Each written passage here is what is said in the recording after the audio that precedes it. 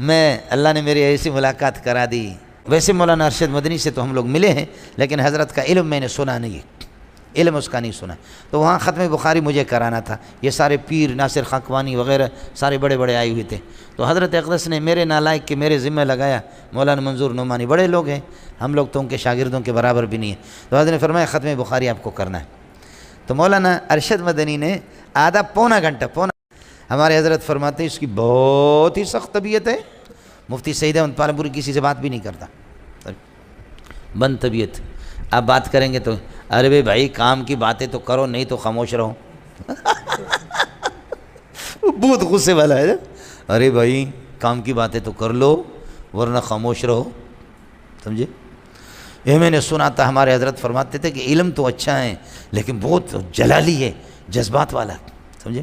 ہمارے شاگرد مفتی اعظم ہے، اللہ آپ کا بھلا کرے، فیجی کے مفتی اعظم ہے، بڈھا ہے، یہاں آ گیا، میری پیشانی بوسہ دینے لگے. میں سبق میں تھا تو ساتھی بھی حیران ہو گئے، وہ بھی رونے لگے، میں بھی رویا. مفتی خالد بھی آئے، مفتی شہباز بھی آئے. سمجھے؟ تو جیسے وہ آئے، شہزاد نام ہے، مفتی شہزاد، مفتی شہزاد آ گئے. کہنے لگے مفتی صاحب کو مجھے بھی کہا کہ فیجی دنیا کا آخری کنارہ ہے، ادھر کئی دفعہ سے کہہ رہے کہ آپ آ جائیں. میں نے کہا 36 گھنٹے جہاز کو لگتا ہے، میں آ کر فیجی میں آ کر کے کیا کریں گے. سمجھے؟ تو وہ آگے انہوں نے کہا کہ مفتی صاحب کو لے گئے. مفتی صاحب کو لے گئے. ہم نے سنا تھا کہ مفتی صاحب غصہ ہوتا ہے، تو کہتے ہیں ہم بھی خاموش. مفتی صاحب بھی 1.5 گھنٹہ ایئرپورٹ سے اتار کر کے ہم اپنے گاؤں کی طرف جاتے رہے، چلتے چلتے چلتے چلتے چلتے. ارے بھائی میں کسی قبرستان میں تو نہیں آیا ہوں. ارے بھائی کسی قبرستان میں تو نہیں آیا ہوں، آپ لوگ زندہ ہے یا مردہ ہے؟ تو مفتی صاحب کہتے ہیں ہم نے کہا استاد حضرت زندہ ہے زندہ ہے. کہا کہ پھر بولتے کیوں نہیں، کچھ تو بولا کرو. تو مفتی صاحب کہتے ہیں ہم نے کہا کہ جی آپ تو بہت غصہ ہوتے ہیں، ڈر لگ رہا ہے، نہیں بول رہے ہیں. پر میں کام کی باتیں تو کرو، ویسے فضول بات نہیں کرنا. میں بھی ڈرا ہوا تھا. مولانا امداد اللہ ہمارے بھائی بینور ٹاؤن والے بڑے آدمی ہیں. مولانا امداد اللہ غیر مقلدین نے حضرت کو تنگ کیا ہوتا دبئی میں. سمجھے؟ تو حضرت کو کسی نے کہا کہ ان دنوں میں مولوی مینگل صاحب آیا وہ بھی دبئی میں، چندہ کے لیے ہم لوگ جاتے رہتے. سمجھے؟ تو انہوں نے کہا کہ مینگل صاحب ان دنوں میں آیا، یہ بہترین اکثر اعظم ہے، غیر مقلدین کے لیے بہت بہترین علاج ہے. سمجھے؟ تو حضرت نے کہا کہ ارے بھائی اس کا نام تو میں نے سنا ہے ہندوستان میں، نمبر اس کا دے دو کسی طرح. میرا نمبر مفتی صاحب کو مل گیا. مفتی صاحب نے فون کیا، ہیلو. میں نے کہا جی وعلیکم السلام، میں دبئی میں تھا. ہیلو. میں نے کہا کون؟ سعید احمد. میں نے کہا جی پہچانا نہیں. سعید احمد. کون سا سعید احمد؟ پالم پوری. میں نے کہا جی پہچانا نہیں. سمجھے؟ پالم پوری خادم دارالعلوم دیوبند. سمجھے؟ میں نے کہا اچھا وہ صاحب تحفۃ العلمی، تحفۃ البخاری. سمجھے؟ یہ اس کے آپ مصنف ہے. سمجھے؟ تو تحفۃ القاری. تو کہا ہاں ایسے ہی سمجھ لو، ایسے ہی سمجھ لو. ارے بھائی باتیں چھوڑو، یہ بتاؤ تو کدھر ہے، ہم آپ سے ملنے کے لیے آ رہے ہیں. میں نے کہا میں طالب علم اور آپ آ جائیں. آپ حضرت کہاں ہے، ٹیلی فون دے دو کسی کو. اور وہ ہمارے ڈرائیور کو سمجھا، میں بھی سفر پہ تھا تو ہم لوگ وہاں گئے. سمجھے؟ یہ اس طرح سیدھا بیٹھا تقریباً 2 گھنٹہ ہم لوگ گپ شپ لگاتے رہے. الحمدللہ علمی باتیں، صفات باری تعالی گفتگو ہو گئی بہت سے مسائل میں. کہ نام تو بہت سنا تھا، بڑی خوشی ہوئی، بڑی خوشی. میں نے دیکھا کہ توا گرم ہے، روٹی لگاؤ، روٹی لگاؤ. میں نے کہا حضرت مجھے اجازت حدیث دے دو. فرمانے لگے ارے بابا بہت چالاک ہو، قسم خدا کی میں نے ارادہ کیا تھا کہ آپ سے اجازت لے لوں.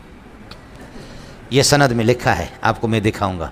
اگر کروڑ روپے آپ مجھے دیں گے وہ سند میں آپ کو نہیں دوں گا. سمجھے؟ اور وہ کسی کو سند میں دیتا بھی نہیں. تو فرمایا کہ بڑی چالاکی کی. میں نے کہا حضرت دیوبند والوں کو ہمیں اجازت دے دیں، ہمارے جیسے نالائق لوگ. تو پھر فرمایا کہ میں آپ کو خوب جانتا ہوں، ہندوستان سے جانتا ہوں، لیکن یہ ہے کہ ایک امانت علمی ہے، اللہ کی طرف سے ذمہ داری ہے.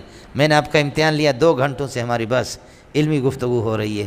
امتحان تو ہو گیا لیکن پھر بھی 25 साल कम अज़ कम किसी ने हदीस पढ़ाई हो तो फिर हम उसको इजाज़त। मैंने कहा 25 साल मैंने नहीं पढ़ाई है, लेकिन मैंने सारी किताब। कहते हैं आपके लिए कोई मसला नहीं है, लेकिन सिर्फ इबारत पढ़ो। बाबु माजा फ़ी कराहियतिल बौल फ़िल मुख्तसर। फिर यहाँ पर अशाइरा, मातुरीदिया, मुअतज़िला और इसी तरह फ़लासिफ़ा, चारों मज़हब में रब्बुना अल्लाहु ला शरीक लहू। यहाँ मज़ाहिब पूछे, रब ने करम ये किया, मेरे ज़हन में मुझे मुस्तहज़र थी, वो मैंने बता दिया। उसके बाद बुखारी की 3-4 सफ़ा इबारत पढ़ी, जो सनद लिखी है, वाह वाह, समझे, बहुत प्यारी सनद लिखी, बहुत प्यारी सनद दी, दिल खोल। इसलिए आपको मालूम होनी चाहिए मुझे देवबंद की इजाज़त है। हमारे शेख फरमाते हैं उस्ताद सलीमुल्लाह खान रहमतुल्लाह अलैह कि मेरे उस्ताद जी का बेटा भी अल्हम्दुलिल्लाह मदनी है, अल्लाह आपको मौका दे दे, अरशद मदनी आ जाओ, उससे बेयत करो।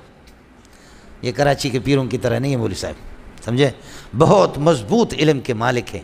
हज़रत अक़दस मौलाना मंजूर नोमानी जो तफसीर पढ़ाते हैं, हज़रत के यहाँ ज़ाहिर पीर में ख़त्म बुखारी था, मौलाना नासिर खाकवानी ताज, ये इसमें अमरोट शरीफ वाले, हालिजी शरीफ वाले, तमाम बुज़ुर्गों को सबको बुलाया था हज़रत ने।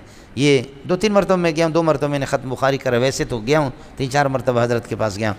तो हज़रत के ज़ाहिर पीर में मैं गया, तो वैसे मौलाना अरशद मदनी से तो हम लोग मिले हैं, लेकिन हज़रत का इल्म मैंने सुना नहीं है, इल्म उसका नहीं सुना। तो वहाँ ख़त्म बुखारी मुझे कराना था। ये सारे पीर, नासिर खाकवानी वग़ैरह सारे बड़े बड़े आए हुए थे। तो हज़रत अक़दस ने मेरे नालायक के मेरे ज़िम्मे लगाया, मौलाना मंजूर नोमानी बड़े लोग हैं, हम लोग तो उनके शागिर्दों के बराबर भी नहीं है। तो हज़रत ने फरमाया ख़त्म बुखारी आपको करना है। तो मौलाना अरशद मदनी ने आधा पौना घंटा वहाँ से टेलीफोन पे ख़िताब किया और आखिरी हदीस पे, बुखारी के आखिरी बाब पर गुफ्तगू, इतनी बेहतरीन गुफ्तगू की कभी सोचा तक भी मैंने नहीं है। कभी भी किसी बुज़ुर्ग से हम पाकिस्तान के न सुना है न कुछ इस तरह सोच भी, ऐसे बेहतरीन गुफ्तगू की। अल्लाह मौका दे दे। मौलाना अरशद मदनी बड़े आदमी हैं। जब मौलाना नसीरुद्दीन, मौलाना नसीर अहमद रहमतुल्लाह अलैह देवबंद के शेखुल हदीस थे, हज़रत का जब इंतकाल हो गया तो उसके बाद हिंदुस्तान के उलमा आए। मौलाना नसीर अहमद रहमतुल्लाह अलैह ने, उन्होंने वसीयतनामा लिखा कि मेरे बाद शेखुल हदीस अरशद मदनी है। और वाक़तन अरशद मदनी में बड़ी सलाहियतें हैं, बहुत सलाहियतें। मुफ्ती सईद अहमद पालमपुरी नाज़िम तालीमत वहाँ मौजूद नहीं था, वो कहीं गए हुए थे। हिंदुस्तान के उलमा जमा हो गए, सब ने कहा कि शेखुल हदीस मौलाना आपको बनना है। जैसे मौलाना नसीर रहमतुल्लाह अलैह ने जो शेखुल हदीस, अल्लाह को प्यार, उसने वसीयत की, हम सब की तमन्ना यही है।